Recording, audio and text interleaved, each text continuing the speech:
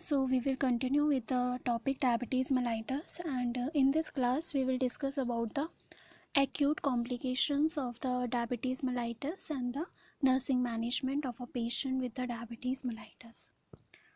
So what are the acute complications of DM? There are three main acute complications of DM. First is diabetic hypoglycemia, second is diabetic ketoacidosis, and the third is HHNS, that is hyperglycemic hyperosmolar non-ketotic syndrome. So we will discuss about these complications one by one. What is diabetic hypoglycemia? As the name is suggesting, diabetic means the person whose blood glucose levels are increased, elevated, and he is diabetic. And hypoglycemia means there are low levels of blood glucose levels.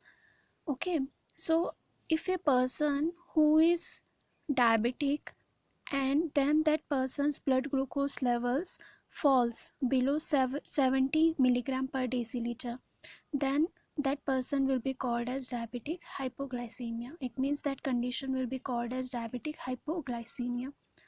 So what can be the causes of hypoglycemia in the DM patient? First is taking excessive insulin or oral hypoglycemic agents. Obviously, if the insulin is taken more, so it will reduce the blood glucose levels. So it may be that they may fall below 70 milligram per deciliter. The second is not eating enough or postponing or skipping a meal or a snack. So the person is skipping a meal or postponing a meal or does not taking the meal in a sufficient amount, but the insulin dose is taken. So in that cases the person may have hypoglycemia. Then increasing exercise. The person is exercising and it is increased, so in that case also hypoglycemia may occur. Then physical activity without eating more or adjusting the medications. So it means the person is doing exercise but not eating more or not adjusting the medications. In that condition hypoglycemia may occur. Or drinking alcohol. Usually when the person drink alcohol but without food, it means there is the person has not taken food but drinking alcohol, so it may lead to the hypoglycemia. Means blood glucose levels will fall rapidly if the person drink alcohol without any food. So what are the characteristic manifestations of the diabetic hypoglycemia? First one is shakiness, second is dizziness, third is sweating, fourth is hunger, fifth is tachycardia, sixth is inability to concentrate, seventh is confusion, then irritability or the moodiness.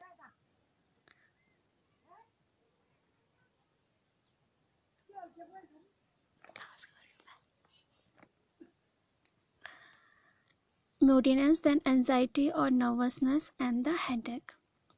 So these are the clinical manifestations of the diabetic hypoglycemia. Now, if the diabetic hypoglycemia is not treated, then there may be signs and symptoms of severe hypoglycemia.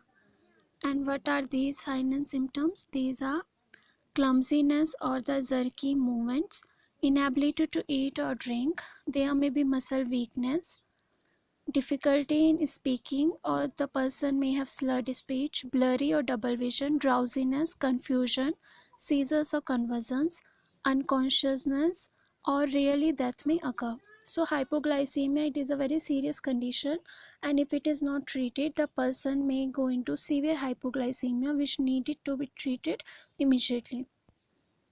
Now, how you can prevent this diabetic hypoglycemia? This you need to educate the person with the diabetes mellitus. Then the person may be diabetic hypoglycemia if the person have or do the all those causes which we have discussed before.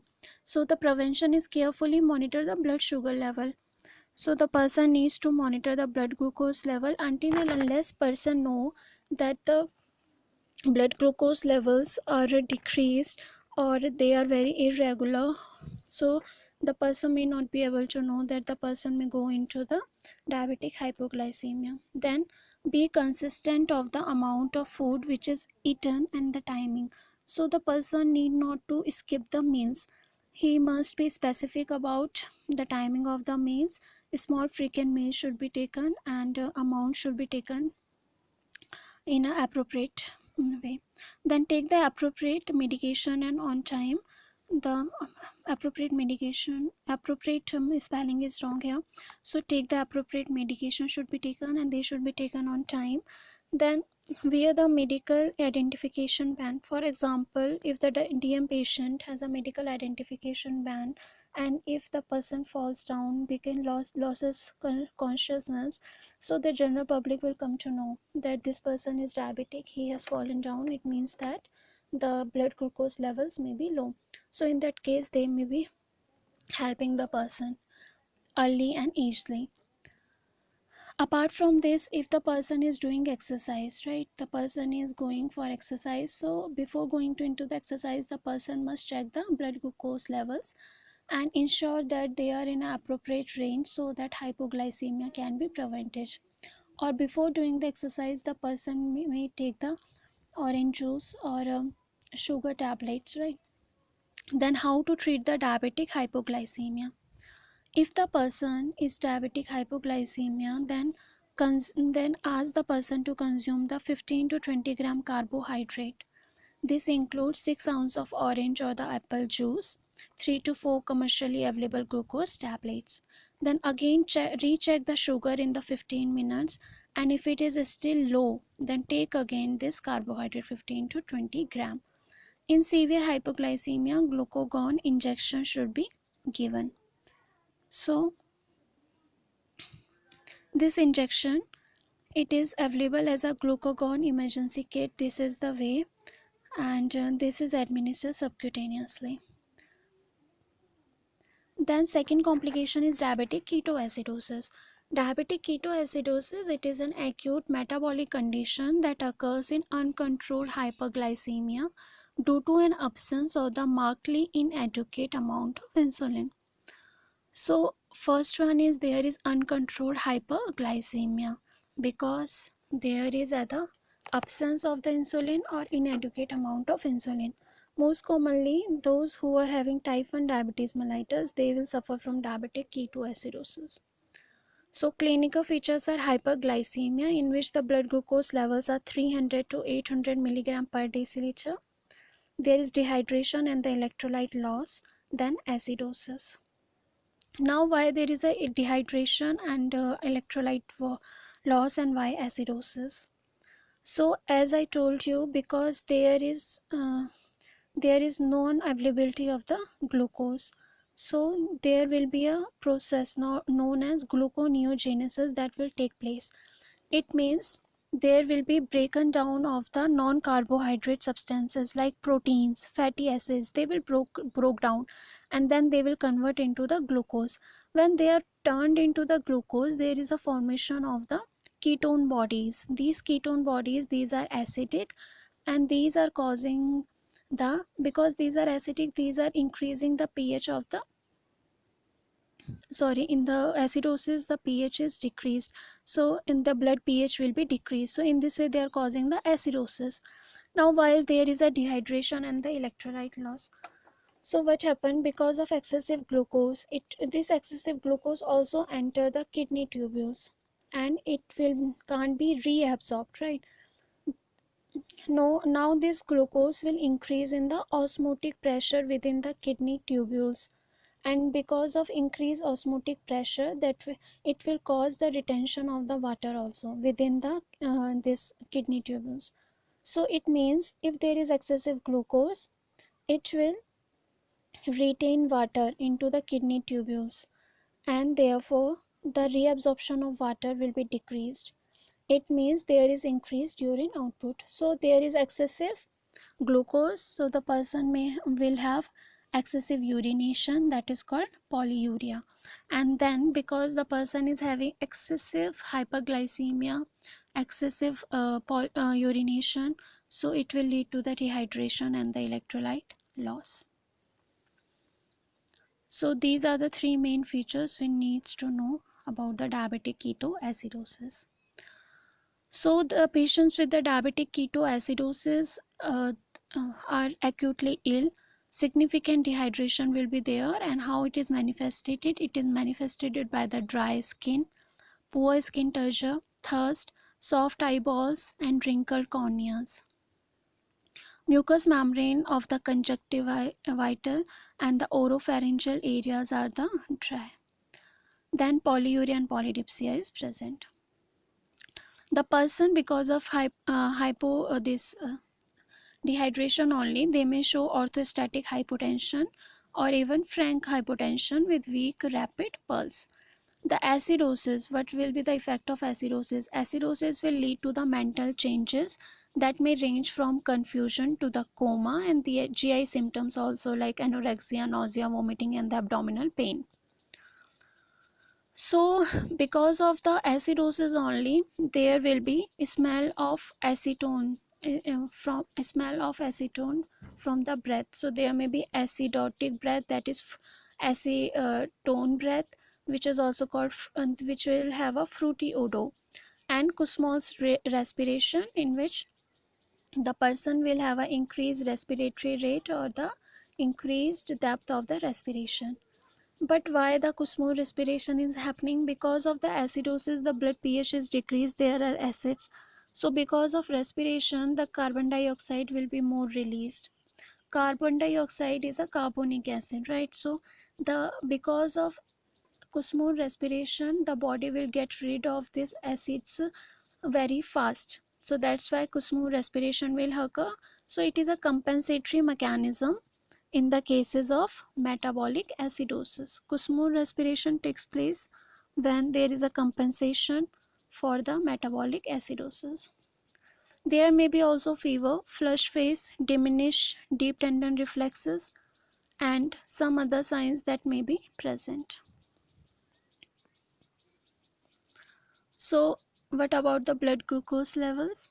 Blood glucose levels vary from 300 to 800 milligram per deciliter. In the cases of diabetic ketoacidosis, the blood glucose levels remain 300 to 800 milligram per deciliter. Then insulin therapy. In these cases, when the blood glucose is so much high, 300 to 800, regular insulin is given intravenously. This is the only insulin which is given intravenously until and unless the person's blood sugar levels comes to the 200 to 300 milligram per deciliter. Then fluid replacement therapy is necessary because the person is going into the dehydration. So normal saline 0.9 normal saline 0.9% normal saline is used. Then electrolyte replacement with the sodium chloride with the potassium is done, and then correction of acidosis. Acidosis can be corrected by giving the sodium bicarbonate. So it can be given in the tablet form, which is most commonly occur as a nodosis, and by injection also, sodium bicarbonate injection. So this was all about the diabetic ketoacidosis. Now the third complication is the hyperglycemic hyperosmolar non-ketotic syndrome. What is that? It is characterized by the extreme hyperglycemia. So the blood glucose levels are very high. They are 600 to 2000 milligram per deciliter. So this is a condition where the person is hyperglycemic. Blood glucose levels are more than the blood glucose levels which are present in the diabetic ketoacidosis. Then profound dehydration, I told you about what is the reason for dehydration. Then mild or undetectable ketonuria. The main thing about here, it is that no ketone bodies are forming. That's why its name is also non-ketotic. There is hyperglycemia, there is dehydration, but there is no any ketone formation. Why it is? Because in the type 1 diabetes mellitus there is no any insulin, right? So no any insulin, it means the body's only way to get the glucose is from the process of gluconeogenesis. But in the type 2 diabetes mellitus there is some amount of insulin, and it is enough to prevent this gluconeogenesis process and the formation of the ketone bodies. So that's why there is no any mild or undetectable ketonuria, in which either the ketone bodies are not found in the urine. Then absence of acidosis, there is no any acidosis in the hyperglycemic hyperosmolar non-ketotic syndrome, HHNS. It is most common in the older clients who are having the type 2 diabetes mellitus, and mostly these conditions, these acute complications arises when the person is suffering from any other medical illness, or the body is in stress, for example any condition of shock, burn, or any illness. This is because during all these periods the metabolism of the body increases and body requires more glucose. So in order to compensate this glucose, the body needs to have some insulin. So it is not getting because of these disease conditions. So that's why the person is getting into HHNS, or the diabetic ketoacidosis. Now what are the signs and symptoms? First, altered level of consciousness. Neurologic signs include blurred vision, headache, seizures, myoclonic jerking, means muscle spasm only, then reversible paralysis. Motor abnormalities include the flaccidity, depressed reflexes, tremors, dehydration, weight loss, nausea, vomiting, abdominal pain, weakness, hypotension on standing. Now what is the management? Management is same as for the diabetic ketoacidosis, but there is no any acidosis, that's why no correction of acidosis required. So fluid therapy, dehydration, here because of the increased levels of blood glucose levels, dehydration is very much 8 to 10 liters of fluid or water. The person is deprived of the 8 to 10 liters of water.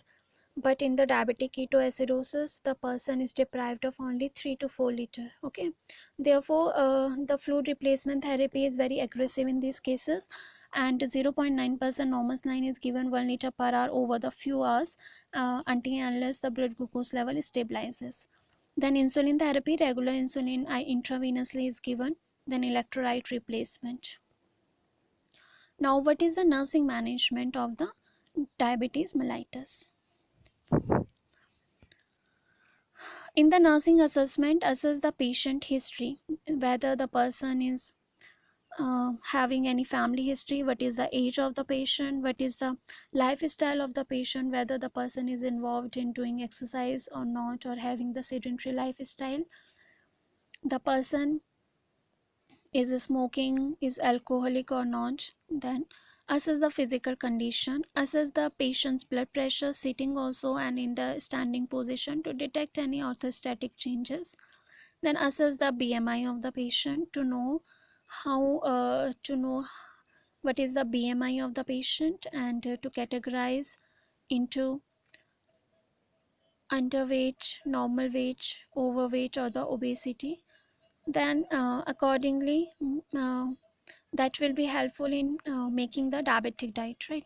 Then assess the visual acuity of the patient, because there is a complication of diabetes mellitus, that is retinopathy. So regularly check up for the visual acuity of the patient, perform the examination of the skin, nervous system, and the foot. The person may have nephropathy, the person may have diabetic foot, the person may have skin infections. Then in the laboratory examines, check for the glycosylated hemoglobin, fasting blood sugar, random blood sugar, postprandial blood sugar, lipid profile, serum creatinine level, urine analysis to assess the kidney function test. Then after the assessment, educate the person about the glucose monitoring in the home. That depends upon what is the condition, what is the prescribed glucose monitoring. Then review the factors in the glucose instability. What are the factors that play a role at any time? For example, why the person's glucose levels are unstable? The person is missing the meals, the person is having any other illness, or is having infection. Then encourage the diabetic diet. We have already discussed what diet should be taken by the diabetes mellitus patient. So educate the patient about it. The person must choose the foods which have a or whose have a low glycemic index. There is high fiber and low fat content. Then discuss about the medications, when to take, what is the method of mode of action of these medications, what precaution needs to be done. Then check the viability of the insulin. Emphasize or educate the patient about the importance of checking the expiration date of medication, inspecting the insulin for the cloudiness if it is normally clear, and monitoring the proper storage and the preparation, because these affect the insulin absorbability. Then check the injection sites periodically, because there may be chances of lipodystrophy, which we already discussed. Encourage the client for the regular exercise. Regular follow-up and regular checkup is essential for knowing whether the person is having chronic complications or not.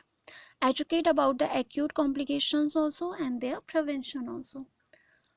Mostly the patients who are having diabetes mellitus, they needs to be educated. They needs to be educated about their disease condition, why it has happened, then how they can prevent the progression of the disease by exercising, by taking the diabetic diet, by regularly monitoring their blood glucose levels, by uh, by adhering to the medications, insulin and the oral hypoglycemic agents, regular checkup and follow up, preventing the diabetic foot, then prevention of any further complications like retinopathy, nephropathy.